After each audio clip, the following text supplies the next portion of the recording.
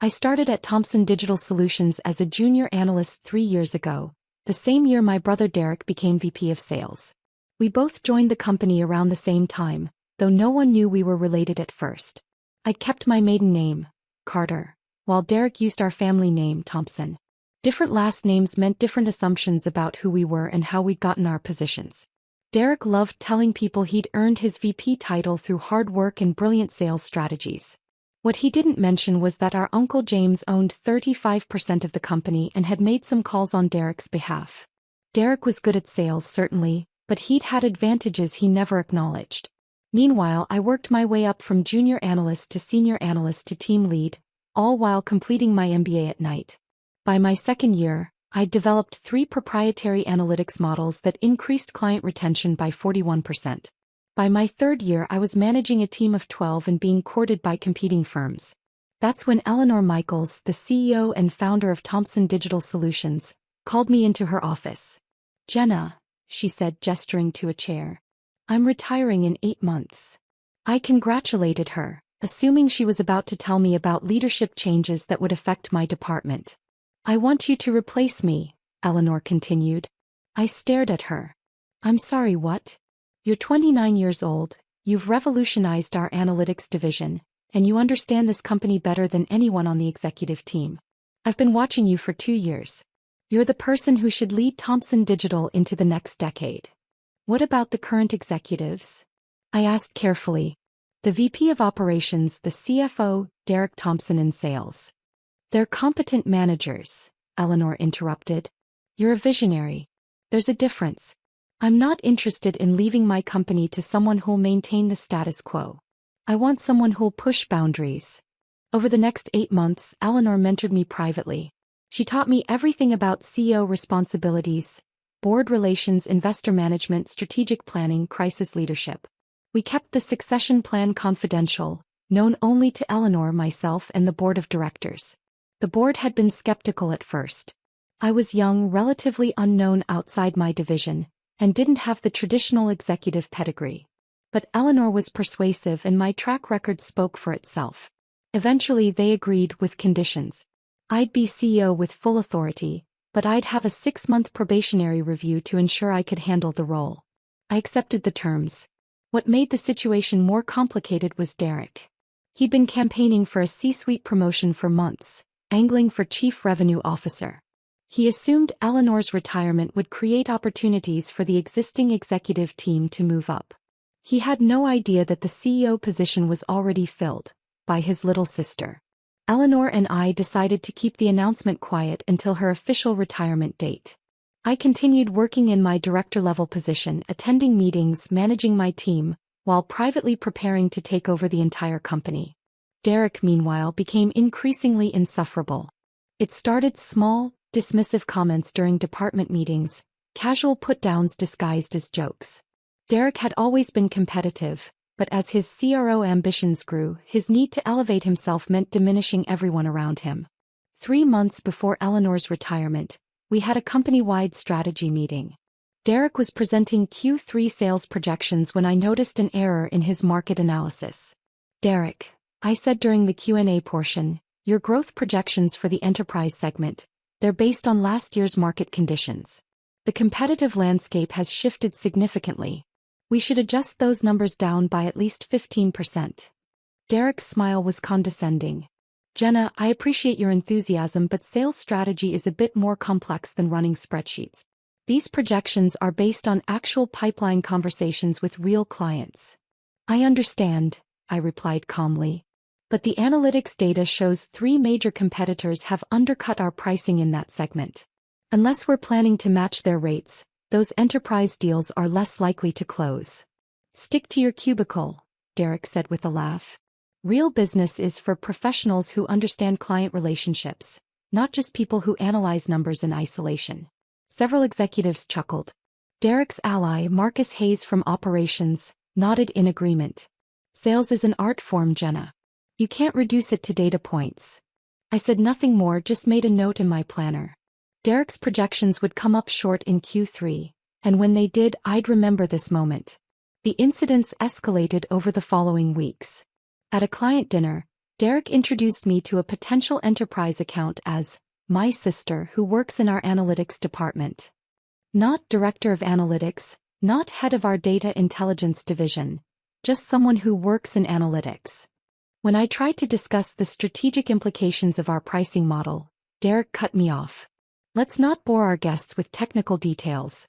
Why don't you tell them about that restaurant you like downtown instead? At a leadership training session, Derek made a point of sitting at the executive table while gesturing for me to join the director-level attendees at a separate table. When I sat at the executive table anyway because I was leading a session on predictive analytics, he raised his eyebrows and whispered something to Marcus that made them both smirk. The worst moment came at the annual company retreat 6 weeks before Eleanor's retirement. The executive team was presenting the 5-year strategic vision. Each VP took turns discussing their division's role in the company's future. Derek spoke about expanding the sales team, opening new regional offices and pursuing Fortune 500 accounts. During the open forum discussion I raised my hand. Derek, you mentioned opening offices in Phoenix and Austin. Have we analyzed the cost-benefit ratio of physical expansion versus investing in remote sales capabilities? The data suggests we could reach the same markets at 40% lower overhead with a distributed team model. Derek sighed dramatically.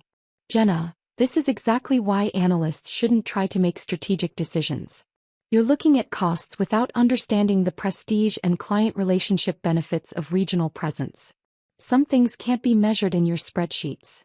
Actually, I replied, client satisfaction surveys indicate that enterprise buyers prioritize platform capabilities and support responsiveness over regional office presence. We could allocate those expansion funds toward product development and customer success teams instead. Leave business strategy to the smart ones, Derek said, his tone sharpening. You're great with numbers, really. But understanding market dynamics, client psychology, competitive positioning, that requires experience you don't have. The executives at his table nodded. Marcus added, Derek's right. Strategic thinking is different from tactical analysis. That's why we have distinct roles. I smiled politely. I understand. Just sharing the data. Derek leaned back in his chair, satisfied. And we appreciate the data. That's your job. Our job is deciding what to do with it. Eleanor, sitting at the back of the room, caught my eye. She gave me the smallest nod. 6 more weeks, her expression said. Just 6 more weeks. Eleanor's retirement announcement came on a Monday morning via company-wide email. After 15 incredible years building Thomson Digital Solutions, I'm retiring at the end of this month. It's been the honor of my career to work with such talented people. I'm confident the company is in excellent hands moving forward. The board will announce my successor this Friday. The office erupted into speculation. Derek spent the entire day networking, making calls, positioning himself as the obvious choice. I heard him on the phone with a board member. I know we discussed the CRO position, but given Eleanor's departure, I hope you'll consider me for COO. My sales leadership has been instrumental to our growth. By Wednesday, Derek was already acting like the job was his. He scheduled a meeting with the executive team to discuss transitional leadership strategies. He sent me an invitation with a note. You should attend. Good learning opportunity for future director-level advancement. I attended the meeting and said nothing, just took notes while Derek outlined his vision for Thomson Digital's future. More aggressive sales targets, expanded executive bonuses, reduced investment in R&D. We need to focus on revenue generation, not experimental projects. Marcus asked about the analytics division. Will we be restructuring under new leadership? Definitely, Derek replied. Analytics is important, but it needs to serve sales strategy, not drive it. We'll be realigning reporting structures to ensure better integration with revenue-generating divisions. He glanced at me. Jenna, I hope you're open to changes. A new CEO will want to put their stamp on every department. I'm very open to changes, I replied calmly. Friday morning arrived. The board announcement was scheduled for 10 a.m., followed by an all-hands meeting at 11 a.m. At 9:45 a.m. I was sitting in my office when Derek knocked on my door. He was wearing his most expensive suit, practically glowing with confidence. Big day, he said. You coming to the announcement? Wouldn't miss it, I replied. I wanted to say, Once I'm CEO, I hope there's no weirdness between us. I know I've been hard on you sometimes, but it's only because I see potential. Under my leadership, I think you could really grow into a senior director role. That's generous of you, I said carefully. Family is important, Derek continued. I'm not going to be one of those CEOs who forgets where he came from. I'll make sure you're taken care of. I appreciate that, I replied, my expression neutral. Derek checked his watch. I should get to the conference room. Board members are probably arriving. See you at the announcement. He left and I sat alone in my office for another 5 minutes, breathing deeply and centering myself for what was about to happen. The conference room was packed. All 150 employees had crammed in, with overflow watching via video feed. The executive team sat in the front row. Derek right in the center, Marcus beside him, all of them radiating anticipation. I stood near the back, unnoticed. At exactly 10 a.m., Eleanor walked in with the board chair, Margaret Porter. Eleanor looked professional and composed, while Margaret carried a folder that presumably contained the official announcement. Thank you all for being here, Eleanor began. As you know, I'm retiring after 15 years of leading this incredible company. It's been the greatest privilege of my professional life. He paused, scanning the room. Choosing my successor was the most important decision I've ever made for Thomson Digital. I needed someone who understands not just where we are but where we need to go. Someone who combines analytical rigor with strategic vision. Someone who's proven they can innovate, lead teams, and drive measurable results. Derek was sitting up straighter, ready to stand. I'm thrilled to announce, Eleanor continued, that our new CEO is Jenna Carter. The room went silent. Derek's smile froze on his face. Jenna has been with us for 3 years, Eleanor continued, during which she's transformed our analytics division, increased client retention by 41%, and developed proprietary models that have become core competitive advantages. For the past 8 months, she's been working with me and the board to prepare for this transition. I have complete confidence in her leadership. Margaret Porter stepped forward. The board of directors unanimously supports Jenna's appointment. Effective Monday, she'll assume full CEO responsibilities with complete authority over all company operations and personnel decisions. I walked to the front of the room. The crowd parted, people staring at me with expressions ranging from shock to confusion to, in some cases, respect. Eleanor shook my hand, then pulled me into a quick hug. You're ready for this, she whispered. I took her place at the podium. Thank you, Eleanor, and thank you to the board for this incredible opportunity. I know this announcement is surprising to many of you. Over the next few weeks, I'll be meeting with every department to discuss our strategic direction and answer questions. My office will be open, and my commitment is to transparent, data-driven leadership that values every person in this company. I glanced at Derek. His face had gone from frozen to pale to red. Marcus was staring at me like I'd materialized from thin air. I'm excited about Thomson Digital's future, I continued. We have extraordinary talent, strong market positioning, and opportunities that I believe we haven't fully pursued. I'm looking forward to working with all of you to reach our potential. The applause started slowly, then built. Not everyone was enthusiastic. Several executives looked shell-shocked, but most employees seemed genuinely excited, or at least intrigued. After the announcement, Eleanor left for a retirement lunch with the board. I stayed to take questions, fielding concerns about strategic direction, team stability, and transition timelines. Derek didn't ask any questions. He sat frozen in his seat until the room emptied, then stood and walked out without looking at me. The first executive team meeting under my leadership was scheduled for Monday at 9 a.m. Derek didn't attend. At 8:45 a.m., his assistant delivered his resignation letter. It was 2 sentences. I resign from Thomson Digital Solutions effective immediately. Best wishes for the company's future. Marcus Hayes, VP of Operations, attended but spent the entire meeting looking deeply uncomfortable. When I asked about Q4 operational priorities, he gave vague, non-committal answers. By Tuesday, Marcus had also resigned. 2 other executives, both Derek's close allies, gave notice by the end of the week. I accepted all the resignations graciously and began recruiting replacements. Eleanor had warned me this might happen. Some people can't handle working for someone they underestimated, she'd said. Let them leave. You'll build a better team. The real confrontation came 2 weeks later at a family dinner. My parents had invited both Derek and me, unaware of the full situation. They knew I'd become CEO and that Derek had resigned, but they didn't understand the context. Derek arrived late, his expression tight and angry. He barely acknowledged me. Over dinner, Mom asked excitedly about my new role. CEO at 29. We're so proud, Jenna. How are you finding it? It's challenging, I replied honestly. But I'm grateful for the opportunity. Derek set down his fork with a sharp clink. Can we talk about how this actually happened? Because I'm still trying to understand how my little sister, who spent 3 years as an analyst, suddenly became CEO of a company I've been busting my ass to build. Derek, Dad started. No, I want to know, Derek continued, staring at me. Did you sleep with someone on the board? Did you blackmail Eleanor? How does a junior analyst leapfrog over executives with decades of experience? I didn't leapfrog anyone, I replied calmly. Eleanor chose me based on my performance and potential. The board agreed. Your performance? Derek laughed bitterly. You ran spreadsheets.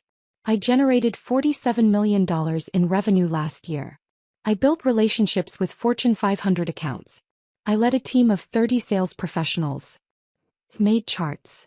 I developed 3 proprietary analytics models that increased client retention by 41%, I corrected. That retention translated to $23 million in recurring revenue. I also identified cost efficiencies that saved the company $8 million annually. And I led a team of 12 analysts who consistently delivered insights that improved decision-making across every department. Everyone can claim credit for results, Derek shot back. But real leadership is about being in the arena, making tough calls, managing complex relationships. Derek, I interrupted, my voice still calm but firm. I wasn't just making charts. I was building the systems that made your sales strategies possible. Every one of your tough calls was informed by data my team provided. Every client retention success you celebrated was supported by analytics we developed. You just never noticed because you were too busy dismissing me as the analyst in the cubicle. The table went quiet. Eleanor saw what I was capable of, I continued. She spent 8 months mentoring me, preparing me for this role. The board vetted me thoroughly. This wasn't a surprise promotion. It was a carefully planned succession. You didn't know about it because no one thought to tell you. Not because of some conspiracy, but because you weren't actually in consideration for the position. Derek's face was red. I was VP of sales. And you were good at it, I acknowledged. But being good at sales doesn't automatically qualify you to be CEO. Eleanor needed someone who understood the entire business, who could think strategically about technology, operations, client services, and market positioning. She needed someone who'd proven they could innovate, not just execute existing strategies. So you're saying I'm not strategic enough? Derek's voice was rising. I'm saying we have different strengths, I replied. You're excellent at client relationships and closing deals. I'm better at systems thinking and long-term planning. Eleanor chose the skill set she believed the company needed for its next phase. Mom tried to intervene. Maybe we should change the subject. She's 29, Derek said to our parents as if I wasn't there. 29 years old with 0 executive experience and they made her CEO. Do you know how insane that is? Do you know how that looks to the industry? Thomson Digital Solutions is now being run by someone who can't even legally rent a car in some states. I'm 29, I agreed. I'm also more qualified than most 50-year-olds who've spent their careers coasting on outdated strategies and refusing to adapt. Age isn't competence, Derek. Results are. Results. Derek stood up abruptly.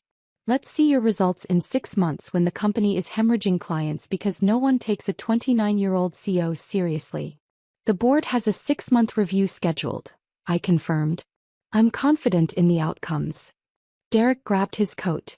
This is bullshit. Total bullshit. I'm out. He left, the front door slamming behind him. Dad sighed. Jenna, did you have to be so blunt? He asked. I replied simply. I told him the truth. I'm not going to apologize for earning a position I was qualified for just because it hurt Derek's ego. The 6 months that followed were intense.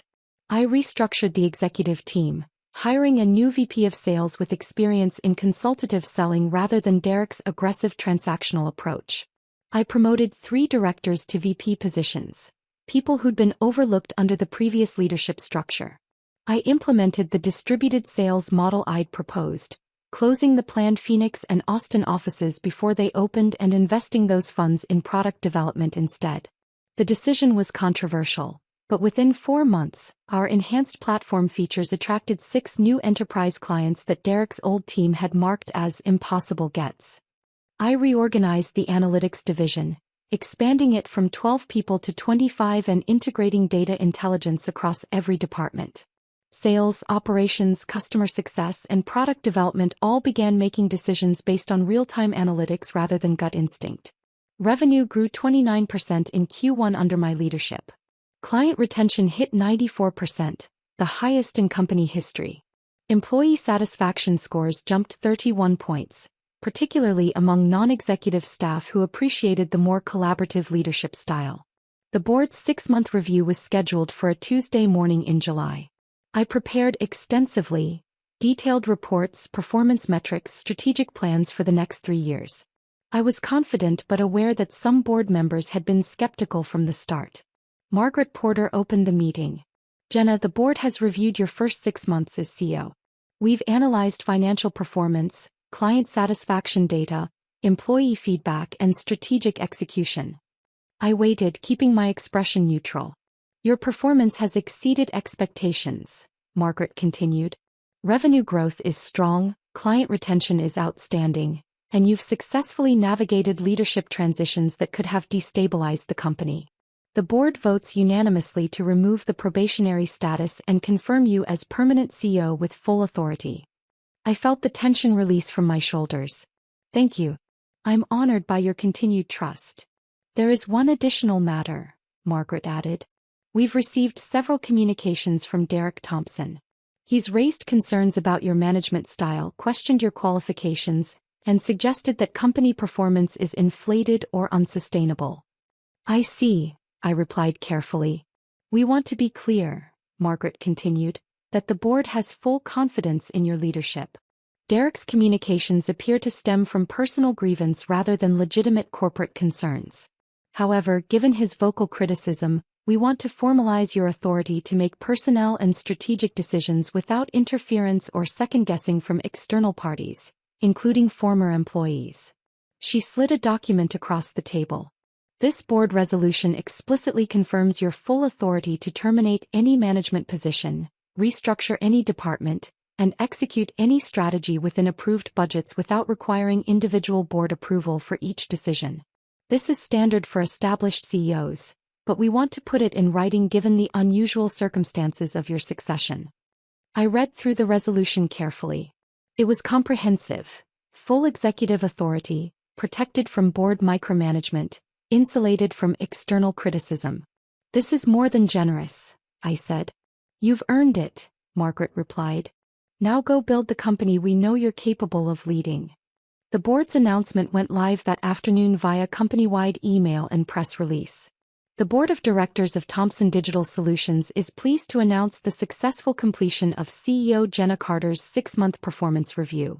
Ms. Carter has demonstrated exceptional leadership, driving significant growth in revenue, client satisfaction, and operational efficiency. The board has voted unanimously to remove probationary status and confirm Ms. Carter as permanent CEO with full authority over all company operations and personnel decisions.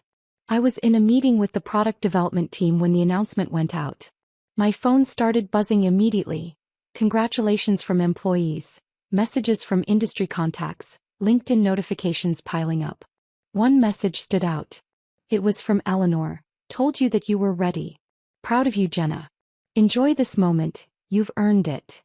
I smiled and tucked my phone away, refocusing on the product roadmap discussion. There was work to do. Derek reached out 3 months later. It was a text message late on a Thursday evening. "Can we talk?" I called him the next morning during my commute. "Hey," Derek said, his voice subdued. "Thanks for calling back." "Of course. What's up?" I wanted to, apologize maybe, or at least explain. He sighed. "I've been doing a lot of thinking since I left Thomson Digital. Started working with a career coach actually. Processing some stuff." "I'm listening," I said. I was an asshole to you, Derek admitted. The stuff I said in meetings, the way I dismissed your ideas, that dinner with Mom and Dad, all of it was out of line. I was so focused on my own career trajectory that I couldn't see what was actually happening. I thought I deserved the CEO position because I wanted it, not because I'd earned it. I appreciate you saying that, I replied. I saw the Q2 numbers, Derek continued. Thomson Digital is doing incredibly well. Better than it ever did under Eleanor's final years, honestly. You were right about the distributed sales model, the analytics integration, all of it. I was wrong. We had different visions for the company, I said. That's not unusual. I'm sorry the transition was painful for you. It was my own fault, Derek said. I built my entire identity around being the successful one, the business genius, the future executive. When you got the CEO position, it shattered how I saw myself. That wasn't your problem, it was mine. We talked for another 20 minutes. Derek had taken a VP of sales position at a smaller firm, where he was learning to lead without the ego that had driven him at Thomson Digital. He was in therapy, working on his competitive tendencies and his need for external validation. Do you think we can be okay? Derek asked finally. As siblings, I mean. Not asking to come back to the company or anything. Just be family again. I'd like that, I said honestly. Good. Maybe we could do dinner sometime? Without the explosive arguments. I smiled. I think we can manage that. 2 years into my tenure as CEO, Thomson Digital Solutions had grown into something Eleanor hadn't imagined and Derek wouldn't have believed possible. Revenue had increased 67% from my first day. We'd acquired 2 smaller competitors, expanded into 3 new market verticals, and developed a platform that was being recognized as industry-leading. The distributed sales model had proven even more successful than projected. Without expensive regional offices, we'd invested in sales enablement technology and training that made every salesperson more effective. Our sales team was smaller than Derek's had been, but more productive per capita. The analytics division had become our crown jewel. We'd started licensing our proprietary models to other companies, creating an entirely new revenue stream that generated $12 million annually. I'd built an executive team that was collaborative, innovative, and aligned around a shared vision. No more ego battles, no more dismissive comments in meetings, no more leave it to the professionals gatekeeping. Most importantly, employee satisfaction was the highest it had ever been. People felt heard, valued, and empowered to contribute ideas regardless of their title or department. I was sitting in my office one evening, reviewing plans for our next board meeting when my assistant knocked. Sorry to interrupt, she said. But there's someone here to see you. Says he's your brother. Derek walked in looking nervous. Hey, I know I should have called first, but I was in the area and thought.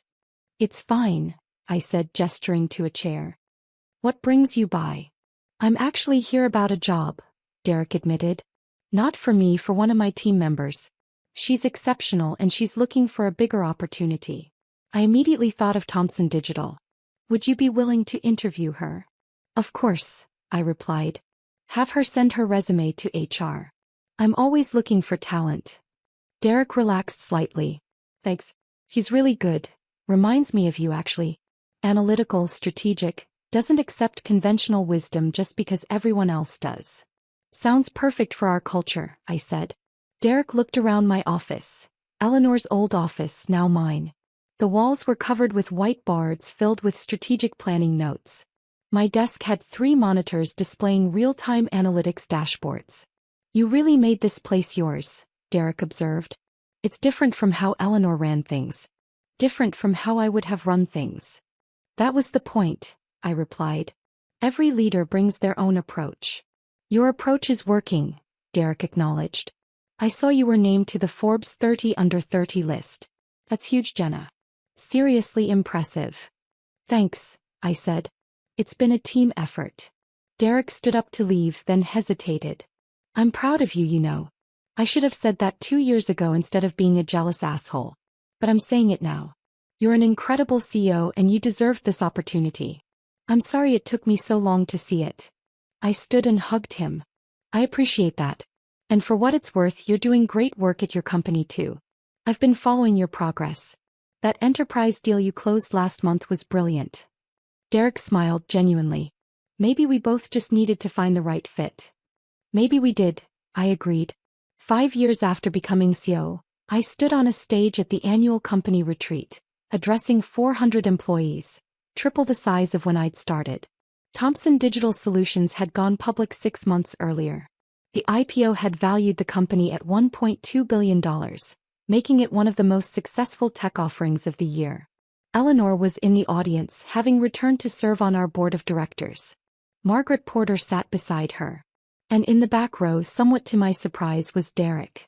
He'd asked if he could attend as my guest, wanting to see what I'd built. 5 years ago, I told the crowd, I became CEO of this company under unusual circumstances. I was young, I was unexpected, and a lot of people doubted whether I was the right choice. Scattered laughter rippled through the audience.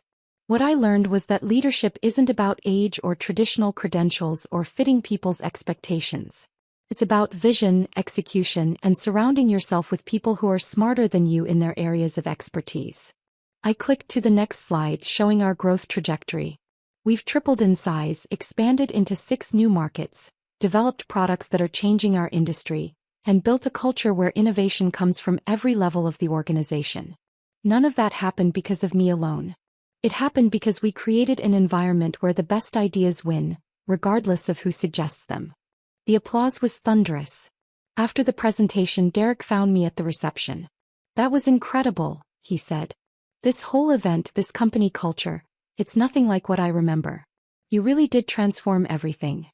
It took a lot of work, I admitted, and a lot of help from people who believed in the vision. Derek looked around at the celebrating employees. I keep thinking about that meeting where I told you to stick to your cubicle. God, I was such an idiot. You were protecting your ego, I replied. We all do it sometimes. The difference is you grew past it. Do you ever wonder what would have happened if Eleanor had chosen me instead? Derek asked. If I'd gotten the CEO job I thought I deserved? I considered the question. Honestly, you probably would have been a perfectly competent CEO. You would have hit your numbers, managed the business efficiently, kept things stable. But I don't think you would have transformed anything.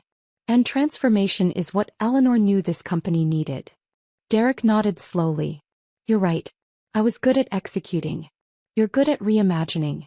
Those are different skills. Both valuable, I said. Just different contexts. Well, Derek raised his glass. To my little sister, the visionary CEO who proved everyone wrong. Including me. Especially me. I clinked my glass against his. To family who can admit when they're wrong and grow from it. We drank, and in that moment, I realized that the best victory wasn't proving Derek wrong or claiming the position he'd wanted. The best victory was building something meaningful while maintaining relationships with the people who mattered. Even the ones who doubted me. Eleanor had been right 5 years ago. I was ready to lead. And I'd proven it not by defeating Derek, but by becoming the leader the company actually needed. Patient, strategic, and focused on building something that would last long after any personal rivalry was forgotten.